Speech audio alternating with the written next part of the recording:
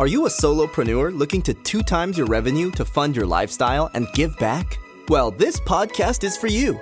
We bring you inspirational guests sharing actionable tips to solve many of the struggles you face each and every day. And now over to your host, Paul Higgins. Hello to the Build, Live, Give podcast. If you're a first-time listener, welcome. And if you enjoy it, please subscribe. If you're a regular, thanks for your support. Love to get your feedback at paul@buildlivegive.com. It means the world to me when you do. Our guest today, who's someone who spent 5 years in corporate and had a similar thought to many of us, I know I did, is, do I want to be like my peers in 10 years? Is that as good as it gets in 10 years? He got a text message from a friend on the same day and started a gym. This turned into a series of gyms until the sameness, if that is a word, led them to running a virtual mentoring business in the mountains of Northwest America. So why listen? The simple action to scale a $1 to $3 million business fast, what many people miss in setting up a podcast, and how podcasting can be your best friend in selling.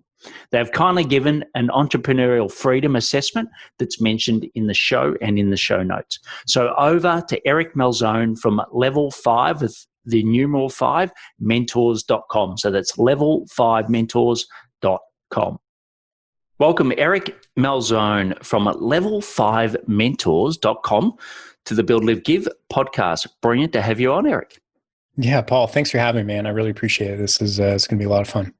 Yeah, look, we've spoken a couple of times. I know you reached out to me on the show, which is excellent, and we were talking about our Italian backgrounds before we went live, because I keep in my mind I've got to say Malzone, not Malzone, and maybe you might just want to tell a little bit about that story. How do you have such an Italian name with an American pronunciation?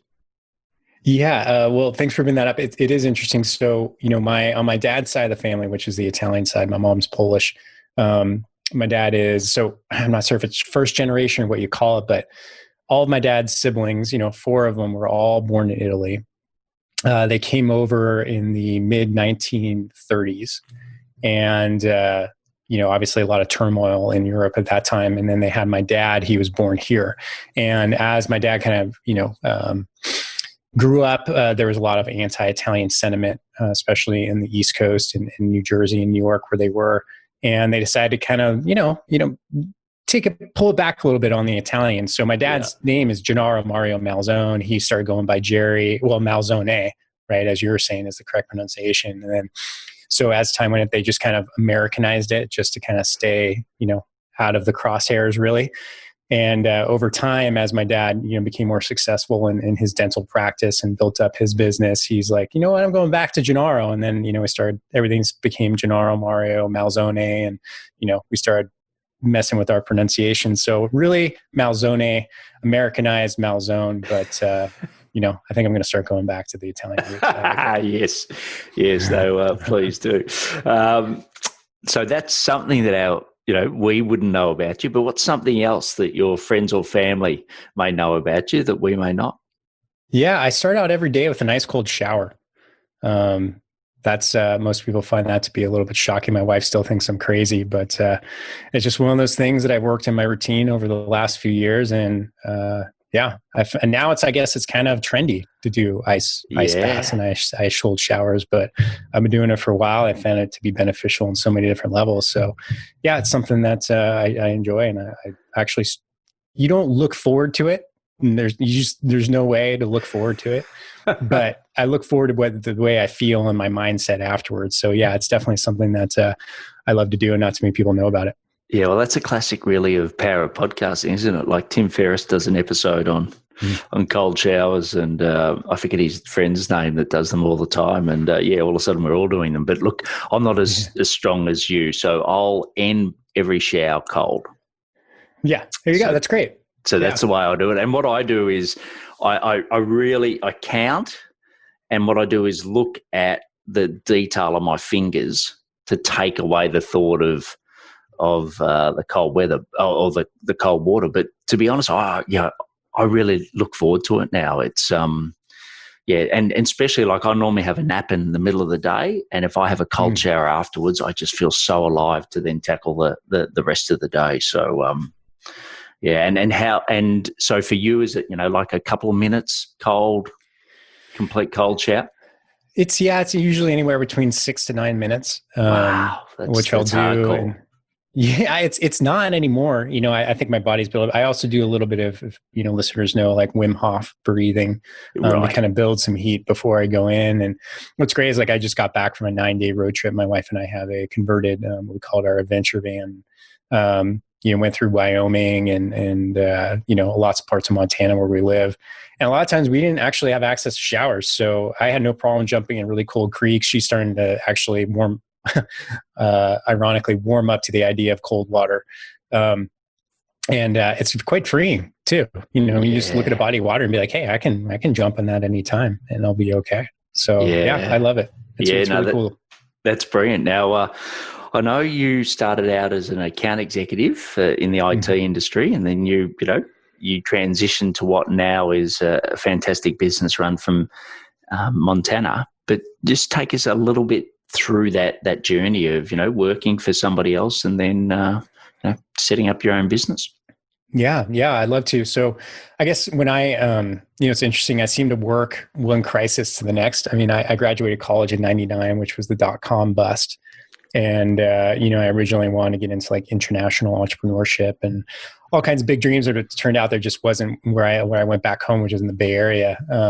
In Silicon Valley, there wasn't a lot of jobs. It was a really bad economy. So I just took the first job I could get, which happened to be a sales job. And, that led to about 9 years of various forms of sales from, SaaS to real estate to radio advertising to a couple different things. And I just started to, I did, after the first couple of years of sales, I actually did fairly well in the positions I had. But I remember there was an exact moment right around 2008 when I was at a national sales conference. I was actually, getting, one of the top 3 awards, but I was looking around the room and I was like, man, if this is, I was looking at people who are 10 years ahead of me, right? Yeah. Where I would be at a VP level.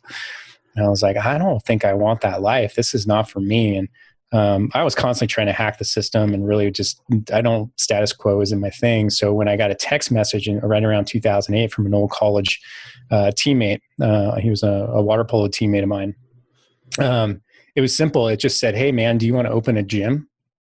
And I remember it was Friday. I was living in San Francisco. It was a happy hour. I went and got this text message like, that's weird. That's kind of an interesting question, right? I haven't heard from Trevor in a while.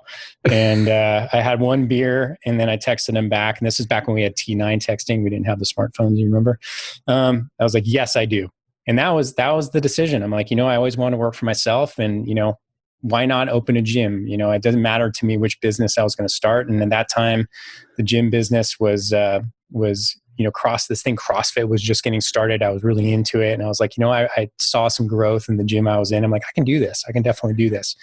So we took the plunge. And sorry, I've got to ask you a quick question there. Does that mean that you're we call it in Australia, two-pot screamer, that you have one beer and you make rational decisions, or or was something you really wanted to do? I think we call it liquid courage here, okay. Right? Yeah, I think it just kind of greased the wheels a little bit. I like to say. I don't know if it was irrational or not, but hey, it got me to where I was, and So and that was 2008, right? So the economy crashed, but we were committed already, and I was. I drove all of my belongings down from San Francisco down the coast to Santa Barbara, California, where we opened this little gym, and the economy was in the toilet. CrossFit wasn't really well known yet, but we had, a little bit of money. We were bootstrapped, and we started doing it the old fashioned way, just walking around town and introducing ourselves to people and offering people a free week to join our gym. And, surely enough, it started to grow, and we started to get traction. It was definitely touch and go for about a year. Then the economy picked up. CrossFit started to get popular. We started to grow. We expanded once, expanded again. Then I bought shares into another gym, and things went pretty well, for about 9 or 10 years. But then, my life changed, and decided to go a different route into what I'm doing now. Yeah, and what brought around that change? What was the last change? Yeah,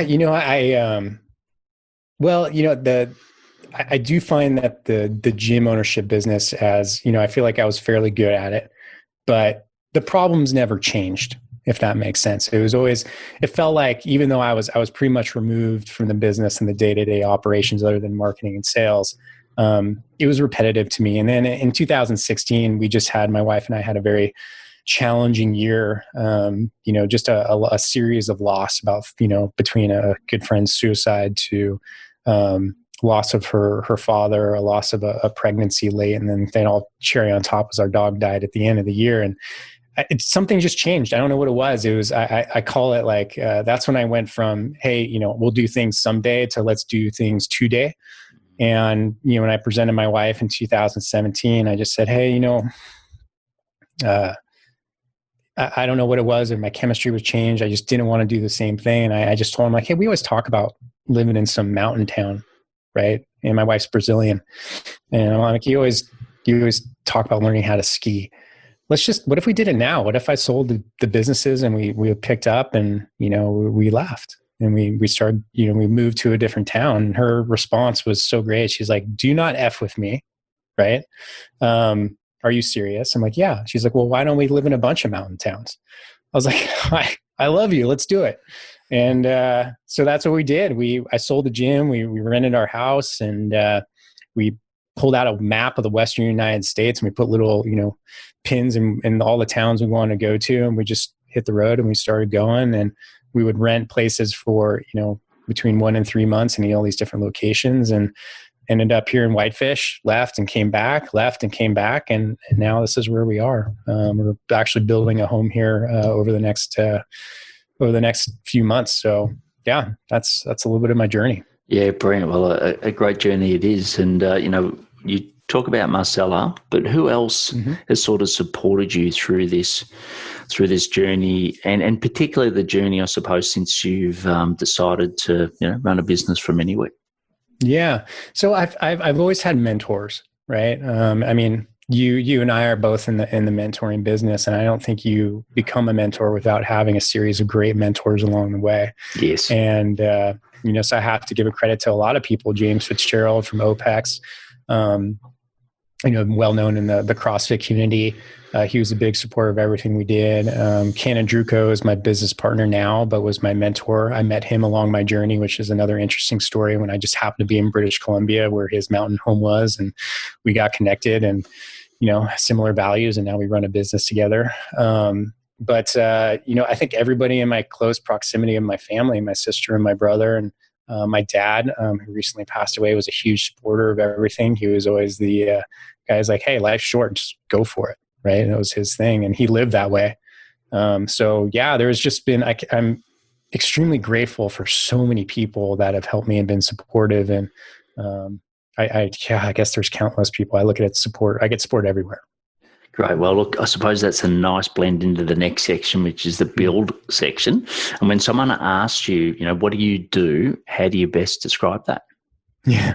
So real funny anecdote on that question is, my Ken, who Andruko I just previously mentioned, who he lives up in Canada, right? So when we did a lot of meetings when we were initially starting the business, I was always going to Canada when the border was open. And every time I cross, I go, through the border crossing, they ask, what do you do? And I would pause and I'd be like, a podcast consultant. They're like, pull over, right? Let's take a look. So I've always had a challenge doing that. And I guess I'd say now I just say consultant. I think at heart, I'm truly an entrepreneur, because I'm always looking for new opportunities and changing consumer needs and how to meet them and solving problems and innovation. So consultant first and entrepreneur second. Yeah. And who do you love to consult to, and what do you love doing? Yeah, there's two types of people that I like. I have my one-on-one coaching clients who tend to be solopreneurs, and mostly within the fitness and health industry, but also working with the select people in other industries that I find interesting. And then we have a secondary class that Ken and I work with together, which is usually companies in the 1 to 3 million mark that we know we can help scale pretty quickly. So those are the two avatars, I guess you could say. Yeah, great. And, if you look at the fitness industry, we spoke before we went live that, there's who knows what it'll exactly look like out the other side of this. But I know you've been helping a lot of people, change their model. What are you helping them with them at the moment, given COVID? And how do you think it's going to play out? Yeah. Man, I think about this every day, Paul. I really do, because I'm so deeply invested in the fitness industry. I know so many great people in it, but unfortunately, I just think it's going to be forever changed. I think very few gym, what we would know as normal gym models, business models, are going to make it through. So there's a lot of leaning heavily on technology and how that relationship is evolving, because ultimately the biggest problem is like, well, how do we, everyone's on Zoom, everyone's doing live classes, via some kind of technology. But how do we improve that experience, right? How do we keep that sense of community that really drives the successful fitness brands? And how do we do all that? So it's a lot of tech right now. I don't see that changing. I think, when things get back to whatever the new normal will be, there will be people who could have the financing to ride it out. We'll see probably a surge of people going back to gyms, but I could be wrong. You know what? It was hard to get people in gyms in the first place. So, there's a lot of reasons not to go to gyms now. So we'll see. I really can't say I have a crystal ball for it. I wish I did, but right now it's all about tech.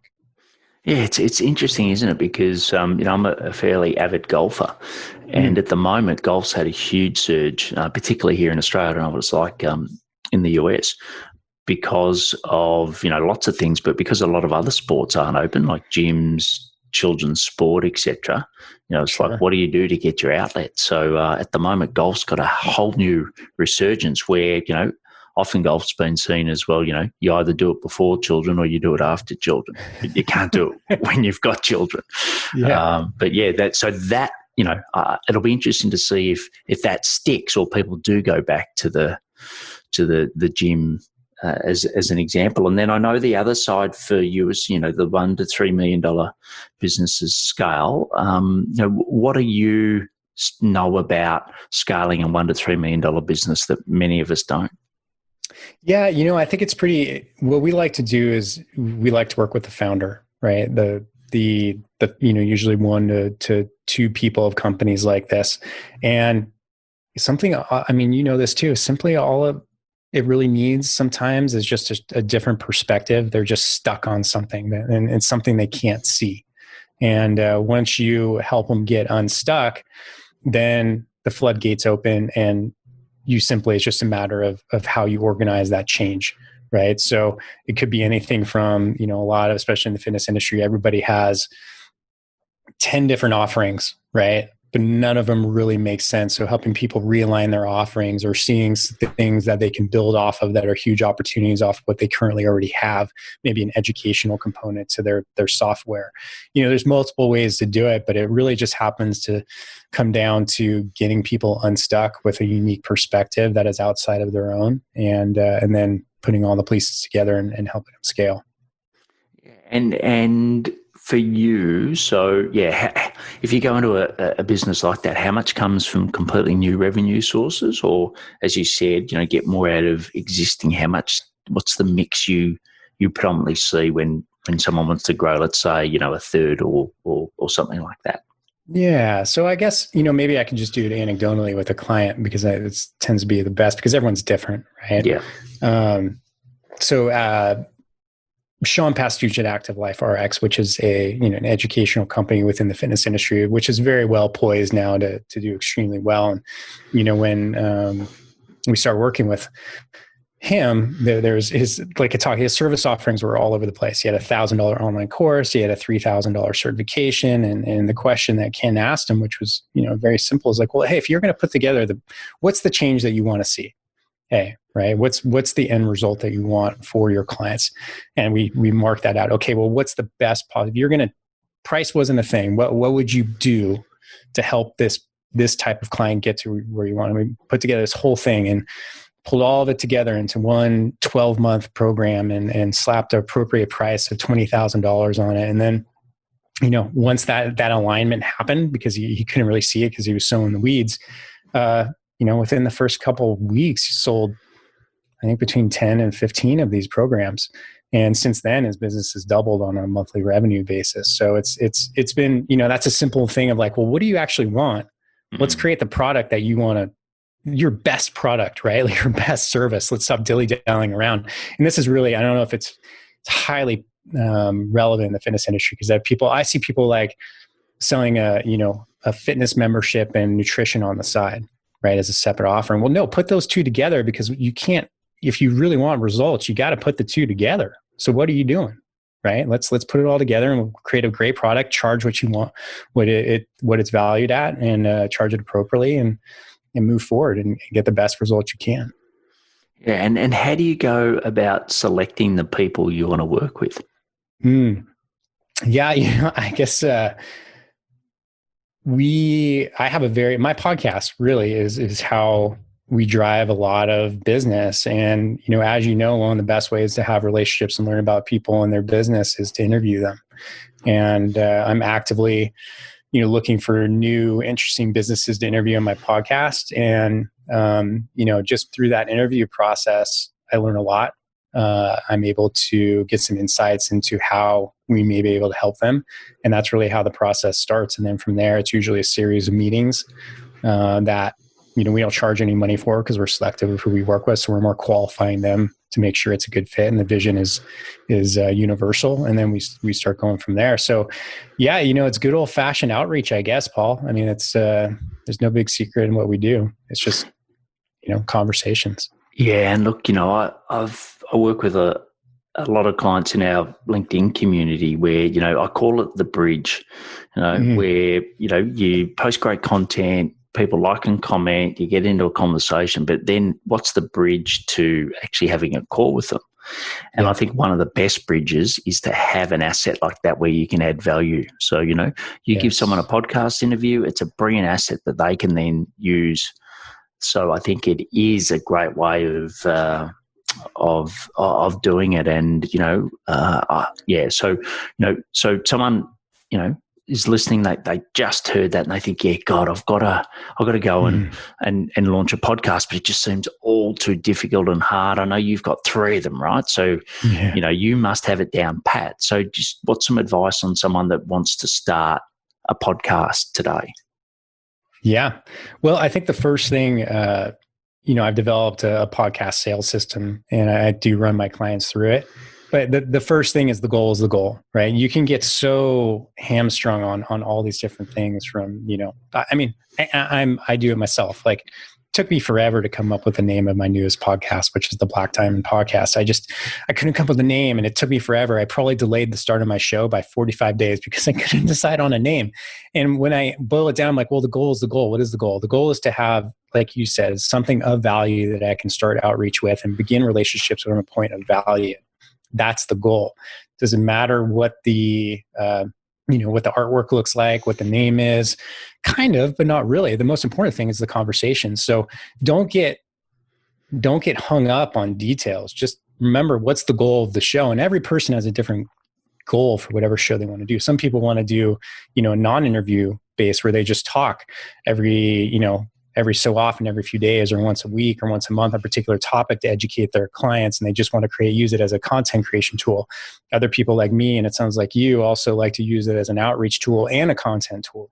So I think don't get hamstrung on the details of all the things. Just find someone, maybe a great VA. I mean, I have a VA that I use. I pay her, I think, $15 an hour, and she knows how to set up a podcast. So don't get stuck on the details. Understand what the goal of your show is and just get started.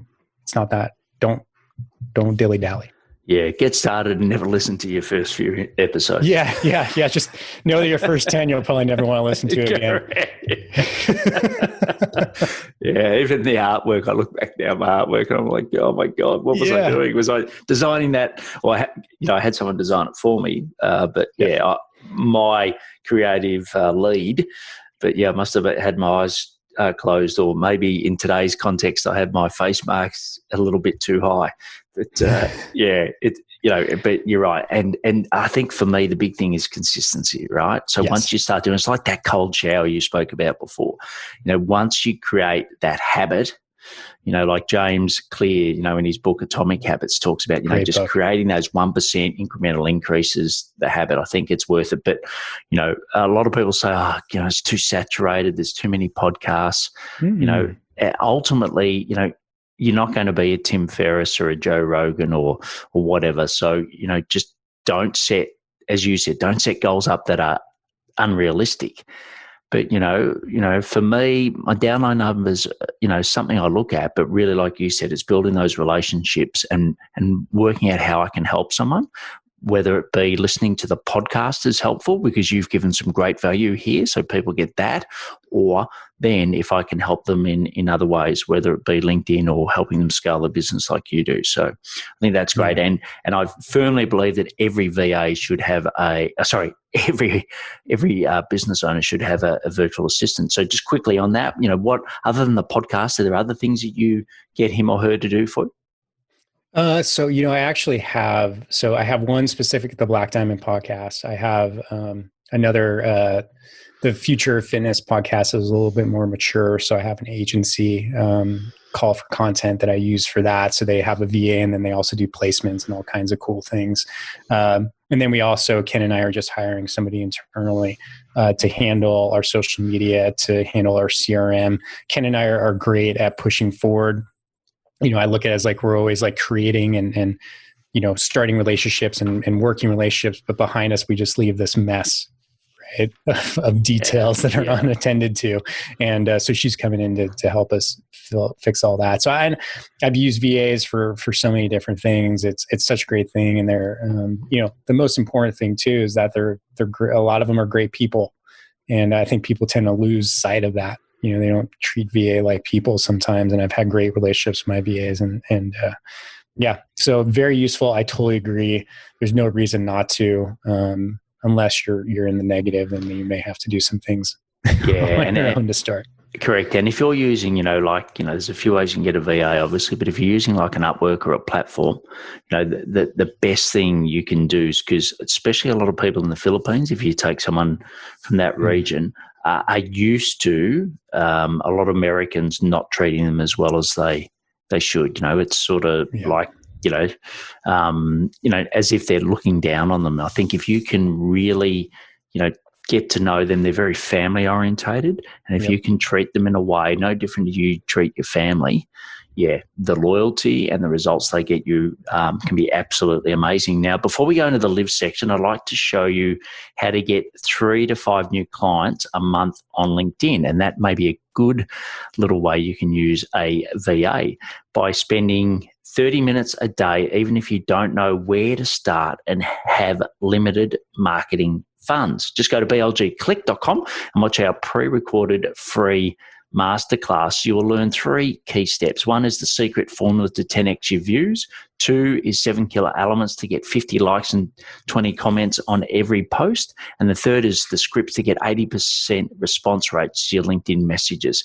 Once again, just go to blgclick.com and watch the masterclass. And as we've been talking about a virtual assistant, a VA, if you don't have a virtual assistant and you'd like to learn more about getting one, just go to buildlivegive.com/VA. I did run a virtual assistant business for 5 years and know a lot of people in the space, so I can direct you in the right way. So the next section's the live section, Eric. So what are some daily habits that help you be successful other than having that cold shower? Yeah, that's a big one. Cold shower. I generally like to start my day with a walk with my dog as well. So my days, start around 6:30 in the morning, and I like to do something without my cell phone. So I'll walk the dog, leave the cell phone in the house, and just kind of enjoy. And then I just get organized. I'm old fashioned. I have a notebook that I flip the page every day, and I try to play a game I can win. And what I mean by that is, I earmark 3 major blocks, stones that I need to move for the day. I don't overclutter my day. I want to make sure that I feel successful.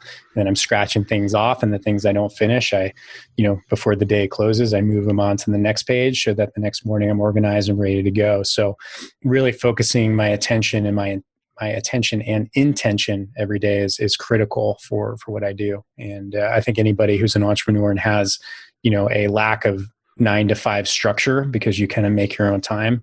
It's really important to set intention every day for what you want to do. Yeah, brilliant. We talked about Marcella a couple of times previous, but she's listening right now. So what would you love to say to her about the support she's given you through this journey? Yeah, I guess I would say I don't thank her enough. And, she's always been supportive of my wacky ideas and she's also not scared to let me know when I've gone too far and bring me down to earth. So, I just appreciate her honesty and her support and the patience that she has. I think as entrepreneurs, we tend to be unrelatable to a lot of people. It took me a while to realize that not everybody has 10 ideas an hour, right? Business ideas or entrepreneurial ideas. And so her being patient with me has been really critical, and I appreciate it. Well, the next section is the give section. So what's a charity or community you're passionate about and why? Yeah. So I have a couple. I mean, when I had my gyms in Santa Barbara, we had an annual event called Strength to Give. So we would always support different things every year. One of our favorite partners was Girls Inc. Another one was the local police department, which I know is probably a hot topic nowadays. But I did love the police department and the officers I had the pleasure of working with and training when I was there. So that was a big one. And then, a colleague and friend and of mine here in Whitefish, Montana his name's Jake Bertelson. He's a world famous tattoo artist, and he started a charity group called Carry the Skull. So you can check at carrytheskull.com. And the goal of that is that we want to find people in different communities all over the world that, I guess, if we impact one person, we can impact thousands, if not hundreds of thousands. And we try to search those people out and give them the funds they need to get unstuck in life and do great things. So that's one that I really, I'm really into. Excellent. And look, I have a charity that I support as well, which all the proceeds of my book, Build, Live, Give, go to. It's called the Purple House. And you can find out more at thepurplehouse.org.au. And the last section is the rapid fire section. I like it. Yeah, I sort of stole that from John Lee Demas, but or Dumas. I always pronounce that incorrectly. But yeah, I'll give you 4 questions and get some rapid fire responses. Maybe the last one, you can go a little bit longer. But the first is, what are your top 3 personal effectiveness tips? Yes. Setting intention, putting a constraint on your time, and doing something that you love every day. And I love that. The next is, what tech is essential to running your business? Zoom. Yep. Zoom. It's my whole life is on Zoom. So and all the pieces that go into that, right? So yeah, Zoom is really critical in what I do. I wouldn't be able to be a digital nomad if I didn't have it. Spot on. And what is your best source of new ideas and inspiration? Podcasts, 100%. Yeah, podcasts and nature. And the last one, like I said, you can go a little bit longer on this one, but what impact do you want to leave on the world? Yes.